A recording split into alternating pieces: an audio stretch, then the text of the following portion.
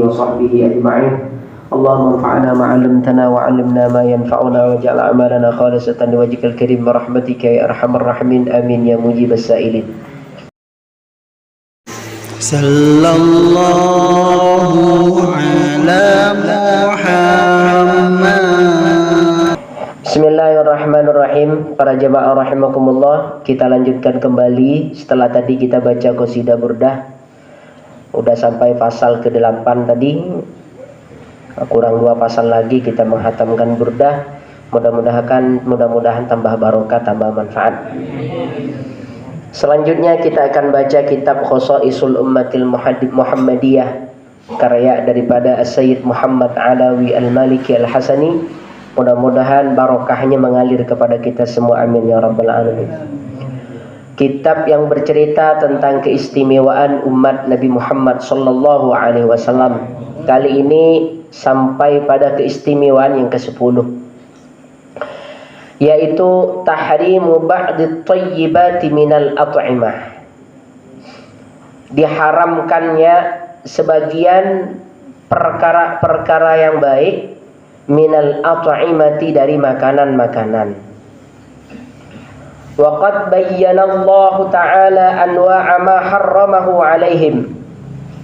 Jadi umat-umat terdahulu, umat-umat Nabi Musa alaihi wassalatu wassalam, beliau umat-umat Nabi Musa, umat-umat terdahulu, orang-orang Bani Israel dahulu, itu tidak semua makanan meskipun baik boleh dimakan. Kalau kita kan Pak, wa yuharrimu wa yuhillu lahumut thayyibat wa yuharrimu alaihimul khaba'ith. Dihalalkan bagi kita, Allah menghalalkan kepada kita setiap perkara-perkara yang baik, dan Allah mengharamkan bagi kita setiap perkara-perkara yang kotor. Kalau umat Nabi Musa tidak semua perkara yang baik bisa dimakan. Diberatkan syariatnya oleh Allah. Apa itu diantaranya? Wa qad bayyana Allah Ta'ala anwa'a ma harramahu 'alaihim. Allah telah menjelaskan macam-macam atau perkara-perkara yang Allah haramkan kepada mereka meskipun perkara itu baik. Yang pertama, kullu dhi dhufrin. Setiap binatang yang memiliki kuku. Ay ma laysa bimunfarijil asabi minal bahaim wat thair. Baik itu dari binatang-binatang melata, binatang-binatang darat yang tak bisa terbang, wat thair, dan binatang-binatang yang bisa terbang. Kal ibili wan nu'ami wal iuzi wal bitti fahiya alaihim haram. Seperti onta, burung onta, begitu juga bebek, ayam dan sejenisnya, fahiya alaihim haram. Bagi mereka binatang-binatang tersebut haram dikonsumsi. Setiap binatang yang memiliki kuku, ayam ada kukunya Pak. Orang zaman Nabi Musa, umat Nabi Musa makan ayam tak boleh. Ayam tak boleh. Sapi kan ada kukunya juga. Kambing ada kukunya juga. Terus onta ada kukunya. Jadi binatang-binatang yang mestinya boleh dimakan, di zaman umat Nabi Musa tak boleh dimakan. Setiap binatang yang memiliki kuku. Ya apalagi harimau. Itu bukan hanya kuku lagi, tapi kan cakar. Kalau kita umat Nabi Muhammad ini dalam segi makanan binatang itu, yang tak boleh itu bukan binatang yang memiliki kuku, tapi binatang yang memiliki cakar, yang cakarnya itu digunakan untuk menerkam musuh dan digunakan dia untuk mencari makan. Kenapa harimau tak boleh dimakan? Karena dia memiliki taring. Memiliki taring, yang taring itu digunakan untuk makan. Kenapa elang itu tak boleh dimakan? Karena dia memiliki cakar. Yang cakarnya itu digunakan untuk menerkam mangsanya, untuk dia makan. Setiap binatang yang memiliki cakar untuk dijadikan alat menerkam musuhnya, atau memiliki taring yang dijadikan alat untuk menerkam musuhnya, binatang tersebut haram. Dalam mazhab Imam Syafi'i. Beruang haram, tak boleh dimakan. Terus kemudian macan haram, singa haram, elang haram, Setiap binatang yang memiliki cakar atau taring itu haram dikonsumsi. Atau binatang tersebut bukan karena memiliki cakar, bukan karena memiliki taring, tapi binatang tersebut dianggap tidak baik dikonsumsi, dianggap kotor. Seperti apa? Tikus, ular, terus kemudian kucing, itu tak boleh dikonsumsi. Bapak meskipun punya kucing 10 ekor di rumah, jangan ada yang nak disembelih.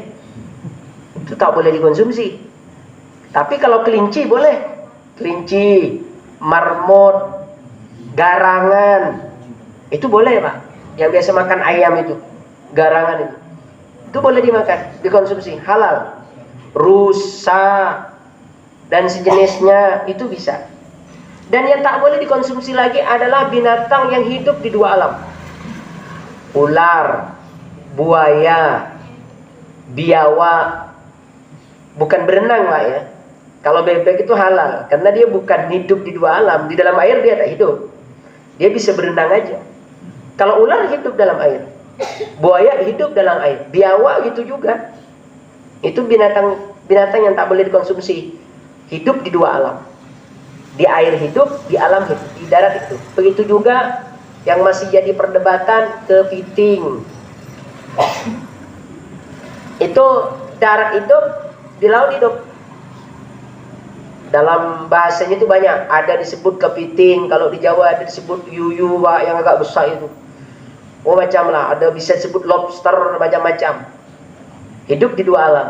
Ketika binatang itu hidup di dua alam, dalam mazhab Imam Syafi'i itu haram dikonsumsi. Bukan termasuk binatang yang thayyibat, bukan binatang yang baik. Ada juga binatang yang tidak boleh dikonsumsi itu bukan karena dia hidup di dua alam, tapi terkadang najisnya belum dibuang. Ikan itu halal dimakan Pak. Tapi kan ada ikan yang kalau dimasak hitam itu Pak. Ikan sotong ya. Itu kuahnya kan hitam itu. Hitamnya itu keluar dari dalam perutnya. Yang dalam perutnya itu ulama sepakat itu benda najis. Berarti kalau kita makan kuahnya yang hitam itu dianggap makan sesuatu yang najis. Tapi kata orang yang suka makan itu malah tak enak kalau dibuang hitamnya. Jadi dianggap kotoran. Dianggap kotoran. Tapi solusinya dalam makanan itu Pak, itu banyak ulama. Dalam mazhab itu berbeda-beda. Contoh misalnya dalam musang. Cerita musang. Musang itu ada dua pendapat. Musang itu kan sejenis kucing. Apakah musang itu bisa dikonsumsi? Ternyata dulu ada tabi'in namanya Sa'id ibnul Musayyab. Sa'id ibnul Musayyab itu Pak pernah disodorkan daging panggang musang. Dan Sa'id ibnul Musayyab ini memakannya.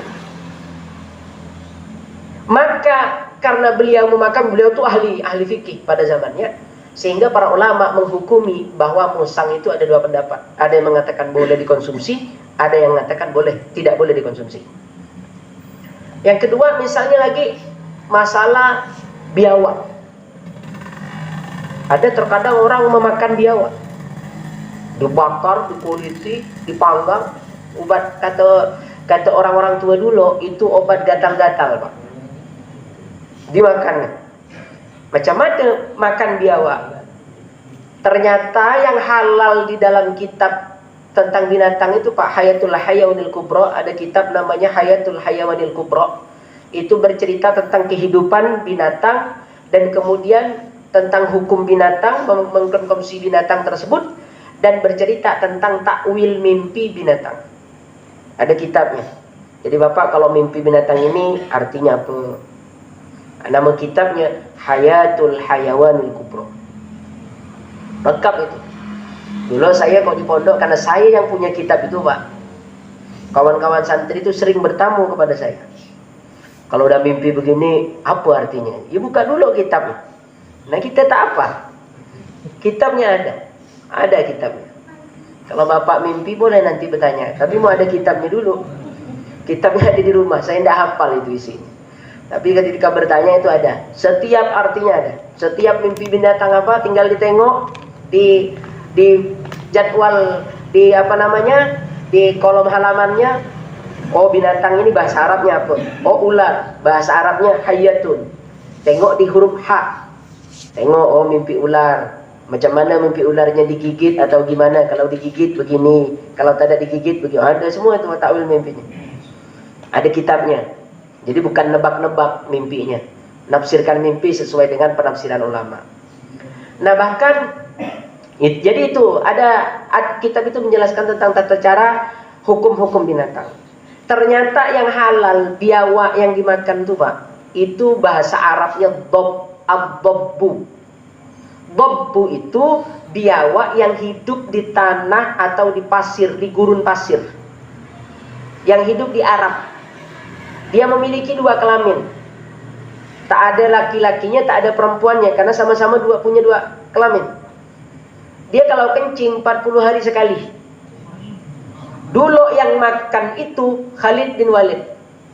Di zaman Nabi ada sahabat namanya Khalid bin Walid, dapat dab itu, dia panggang, dia makan. Rasulullah menyaksikan itu dan Rasulullah tidak menyalahkannya dan tidak melarangnya. Maka diamnya Nabi itu jadi hukum. Meskipun Nabi sendiri tidak memakannya, tapi kalau Nabi tidak melarangnya berarti boleh. Namanya takrir, hadis takrir, pengakuan Nabi Muhammad SAW. Sedangkan biawak yang ada di Indonesia itu namanya warol. Warol itu di dalam air hidup, di darat hidup. Sejenis buaya. Maka tak tahu benar ke tidak cerita orang-orang dulu. Sebenarnya buaya dan biawak itu jenis satu. Telur yang menetas di darat katanya jadi biawak, kata cerita lah benar tak ada, wallahu alam itu. Telur yang menetas di laut, di air, jadi buaya. Maka namanya mirip-mirip. Biawak dan buaya mirip-mirip itu memang. Jadi kalau ada orang yang suka mengkonsumsi biawak yang ada di Indonesia, ya ikut pendapat ulama yang mengatakan boleh. Siapa itu? Imam Malik, Pak. Imam Malik itu semua binatang boleh dikonsumsi. Kecuali 2. Al-kalbu wal khinzir. Anjing dan babi. Selain itu, yang penting mau. Boleh dikonsumsi, tapi cara penyembelihannya mesti ikut caranya Imam Malik. Seperti apa? Ya seperti biasa, seperti kita menyembelih, cuma niatnya kita itu niat ikut Imam Malik. Kenapa di Indonesia ketika ada apa tuh rumah makan, ya Allah, hewan apa gitu, satwa apa gitu kan, ada sate kobra, ada, kan ada tuh kan, Pak? Kenapa ulama-ulama di Indonesia itu tidak ada demo, tidak melarangnya? Karena ulama tahu masalah ini masalah perbedaan. Ada yang membolehkan, ada yang tak membolehkan. Yang suka sate kobra ya ikut Imam Malik aja. Tapi kok saya enggak, Pak? Karena memang bahasanya tak mau. Jadi karena tak mau ya ikut Imam Syafi'i saja. Yang berkenan, yang mau coba barangkali, ya ikut Imam Malik itu. Ikut mazhabnya Imam Malik. Kata Imam Malik, semua binatang itu boleh dikonsumsi kecuali 2 itu tadi. Sama hukum binatang ini. Tapi Imam Syafi'i ini unik, Pak. Binatangnya tak boleh dimakan, tapi telurnya boleh dimakan. Buaya itu kan bertelur, Pak. Buayanya tak boleh dimakan, tapi telur buaya boleh dimakan. Bahkan dalam mazhabnya Imam Syafi'i, seluruh telur itu boleh dimakan, kecuali telur ular. Telur cicak boleh. Tapi jijik, Ustaz. Yang menjadikan kita tak boleh itu bukan karena telurnya, tapi karena jijiknya. Kita menganggap kotor. Sesuatu yang kita anggap kotor, Pak, itu tak boleh dikonsumsi. Dianggap istiqdari. Yang tak boleh itu kata Imam Syafi'i, illa baydal hayyat. kecuali telurnya ular. Selain itu boleh. Tapi kok mang tak mau, jangan dicoba-coba Pak. Ini karena ketemu telur cicak, oh, nak coba katanya. Oh jangan, nak direbus pula. Jangan. Banyak sih telur ayam tuh masih banyak. Jadi dalam mazhab Imam Syafi'i seperti itu. Sama seperti ini Pak. Orang biasa yang mengambil madu kan, madu itu ada dalam apa namanya itu, inapannya itu kan, inapannya tawon itu kan biasanya ada yang putih-putih macam ulat itu biasanya kan dimakan sama orang. Itu fatwanya Syekh Nawawi Banten dalam kitabnya Sulamul Munajat, itu haram Pak. Kenapa haram? Karena termasuk min jinsid dudi, dari jenisnya ulat. Ulat itu haram dikonsumsi. Tapi kenapa ulama tidak mengharam-haramkan begitu? Karena ada pendapat yang mengatakan boleh dikonsumsi. Imam siapa? Imam Malik tadi itu. Maka ulama itu Pak, orang ahli ilmu itu tak akan apa namanya sembarangan melarang orang begini enggak.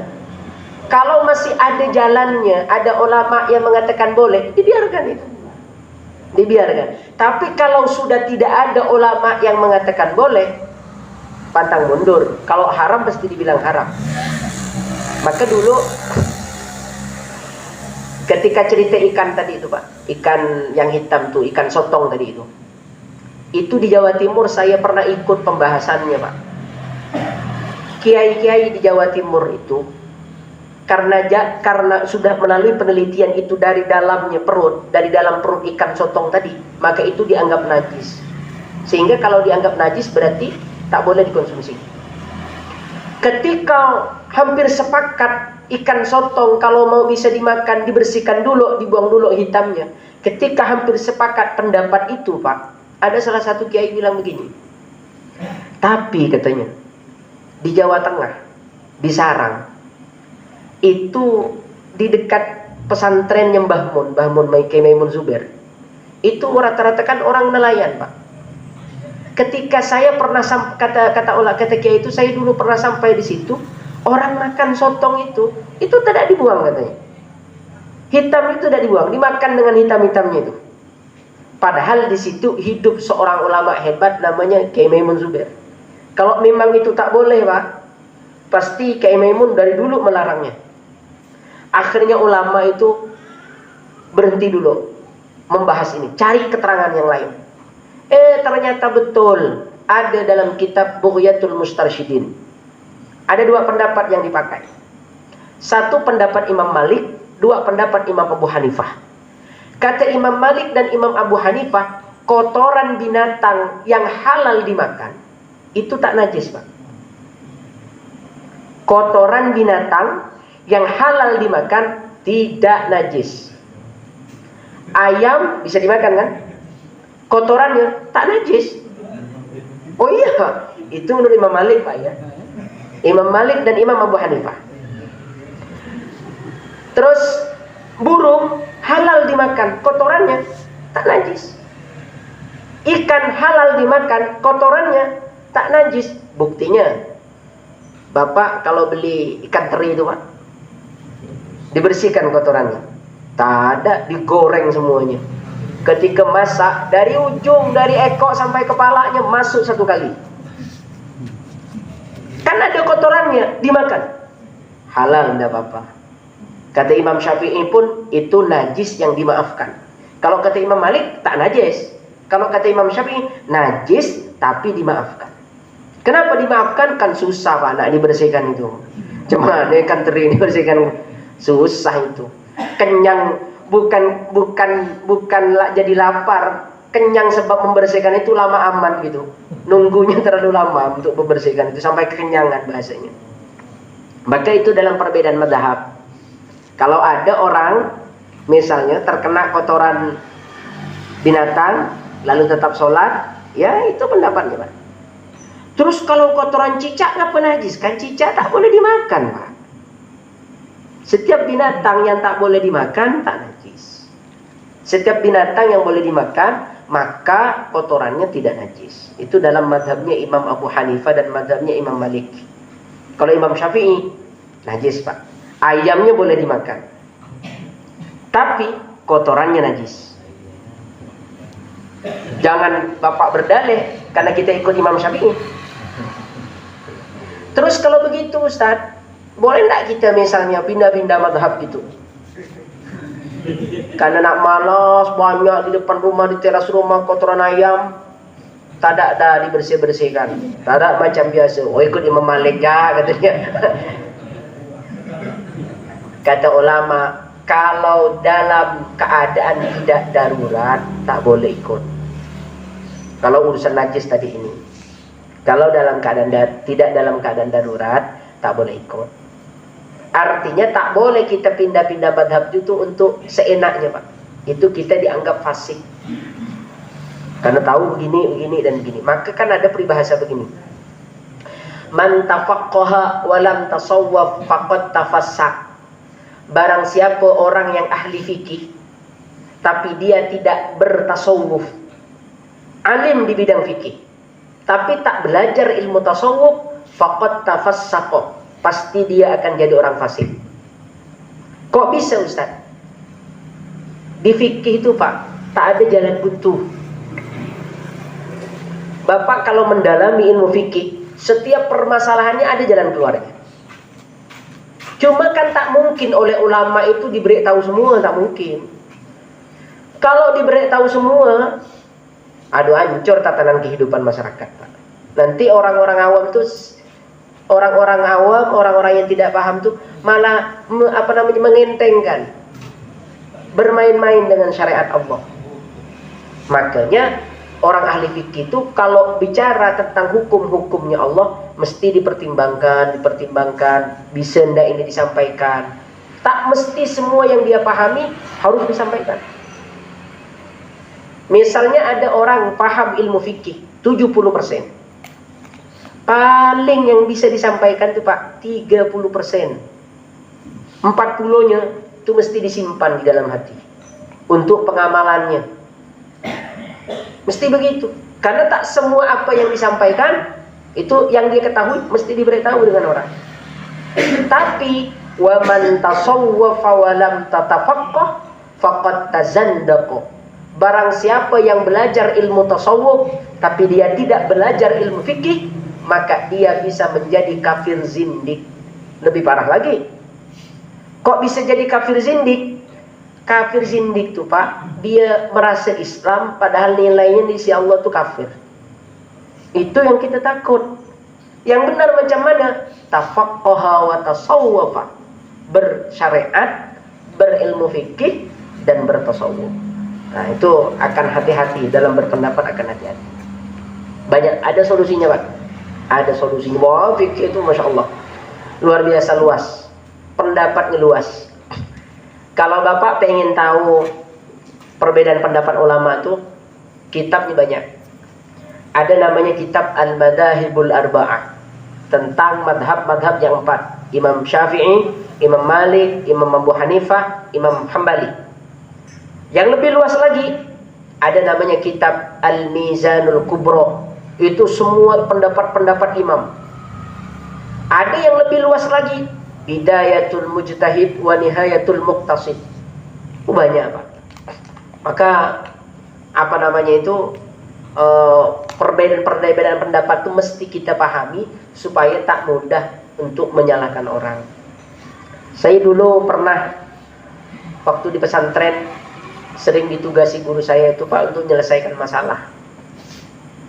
Dulu ada orang jual pentol ceritanya Pak. Jual pentol daging ayam.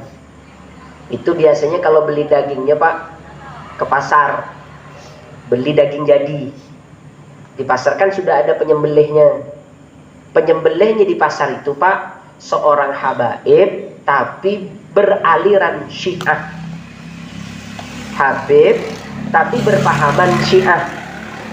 Syiah itu gimana? Syiah itu meyakini Abu Bakar, Umar, Utsman itu masuk neraka. Itu pemahaman Syiah. Jadi Islam itu ada orang Islam Pak beraliran Syiah. Syiah ini gimana Ustaz? Syiah itu diantara cirinya, kalau Bapak ketemu ada orang mengkafirkan Abu Bakar, Umar dan Utsman, maka dia disebut Islamnya beraliran Syiah. Kalau kita kan cinta kepada Abu Bakar, orang ini memusuhi Abu Bakar. Sebaliknya gitu Pak. Nah, di Bangkalan itu diputuskan oleh sebagian kiai, sembelihannya orang Syiah itu tak boleh dimakan. Kalau dia nyembelih ayam, ayamnya jadi bangkai. Kan yang nyembelih ini orang Syiah. Berarti ayam yang dijual semua di pasar tuh bangkai. Dia beli di situ, dibawa ke rumahnya, dibuat pentol. Berarti pentolnya juga dari bangkai ayam. Dijual dia. Ketemu salah satu ustaz, dilarang sama ustaz itu, Bapak tak boleh jualan lagi di sini. Ini pentol haram kata dia. Dagangnya ini. Namun orang awam Pak, ini usahanya, ini uangnya, ini pemasukannya untuk beli beras. Bingung dia. Datang ke pondok, ketemu dengan saya. Bagaimana Ustaz? Barangkali ada yang mengatakan boleh kata dia. Kalaupun ini tak boleh Ustaz, carikanlah ulama yang mengatakan boleh kata dia. Ini pekerjaan saya kata dia. Saya nak usaha apa lagi? Akhirnya saya dipanggil oleh kiai, diberi waktu maghrib sampai isya. Saya ini sibuk kata kiai. Saya ini sibuk, banyak tamu nak pengajian. Ini ada orang masalah begini, tolong carikan pendapat. Ya saya karena disuruh, sami'na wa ta'na, cari kitab saya. Akhirnya saya buka kitab namanya Bidayatul Mujtahid wa Nihayatul Muqtasid. Ternyata ada di situ Pak pendapat. Taruhlah seandainya orang Syiah itu dianggap murtad. Sembelihan orang murtad itu ternyata ada ulama yang mengatakan sah. Sah disembelih. Sah sembelihannya, halal dimakan. Dagingnya tak haram, tak jadi bangkai. Ada pendapat itu. Senang hati saya. Ketika isya dipanggil oleh guru, saya aturkan. Ada kata kiai, ada. Ini keterangan. Akhirnya beliau berkata begini, yang dipesankan kepada kita para santri.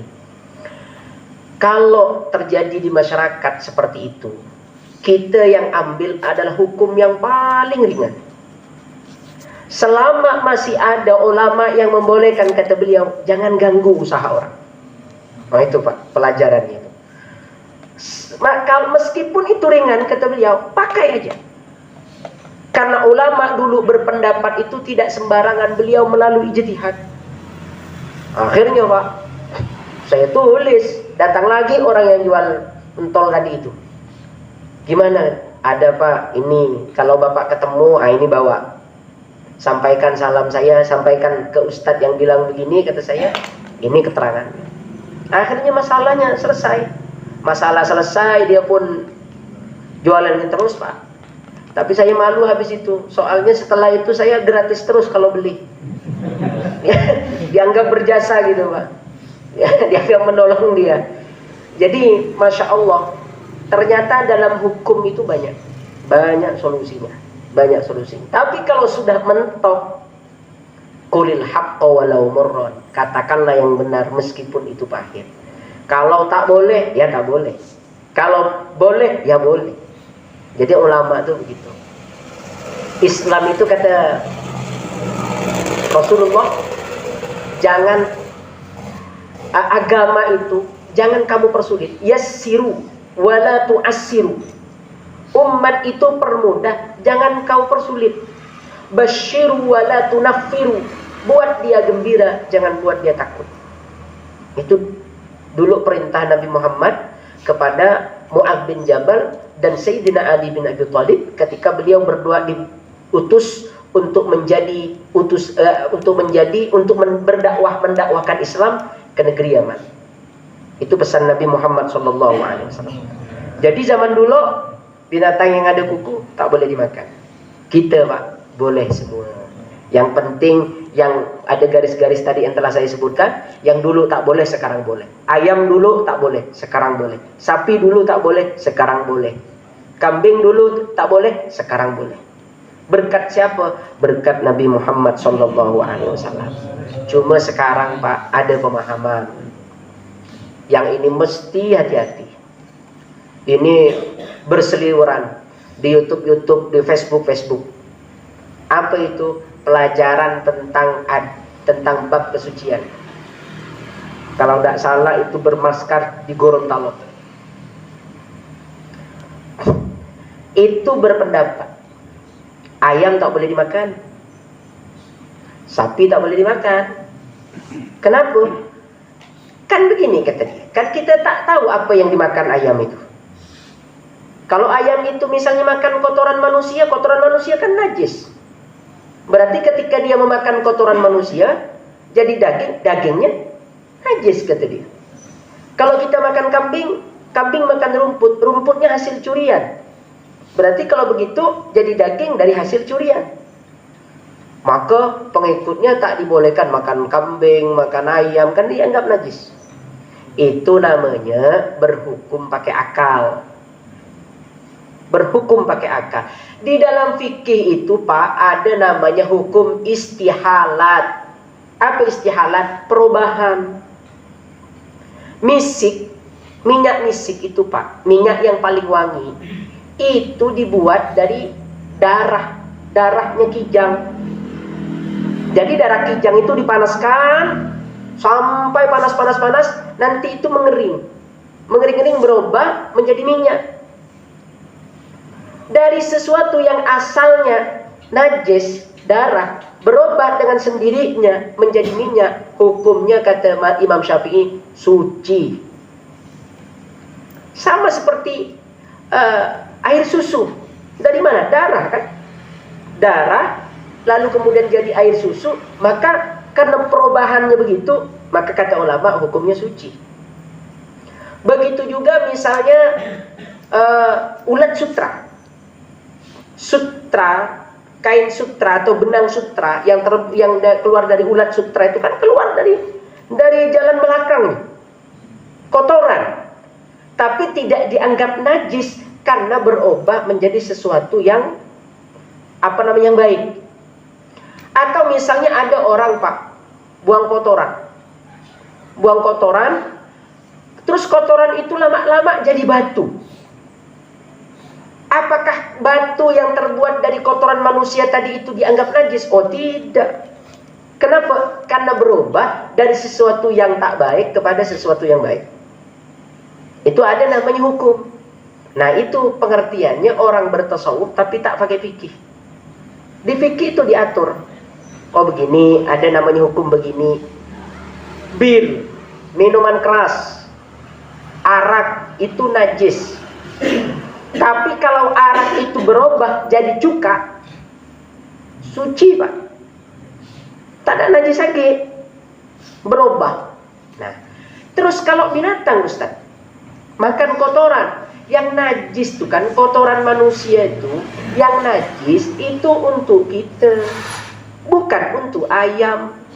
Kalau untuk ayam ya tak ada najis. Kapan ayam yang kena hukum najis tak ada najis Pak? Ayam kan binatang, tidak terkena hukum halal haram. Ada kambing masuk kebun orang, makan rumput orang. Apa kambing berdosa? Ya tidak, kambing itu tak terkena hukum halal haram. Itu bukan manusia. Ini kambing nak dihukumi. Oh haram. Yang haram itu manusia, bukan kambing. Kambing tak ada istilah itu. Nah ini kalau kita berpikir seolah-olah itu benar, tapi sebenarnya terbalik. Menghukumi kambing, menghukumi ayam seperti hukum manusia. Ya kalau kotoran manusia itu dianggap najis ke ayam, ya mestinya ayam itu disuruh pakai baju, suruh nutup aurat, kan begitu. Kalau nak disamakan, nah itu akal. Maka hati-hati dalam kehidupan sekarang ini, banyak sekali pendapat-pendapat itu mengedepankan akal.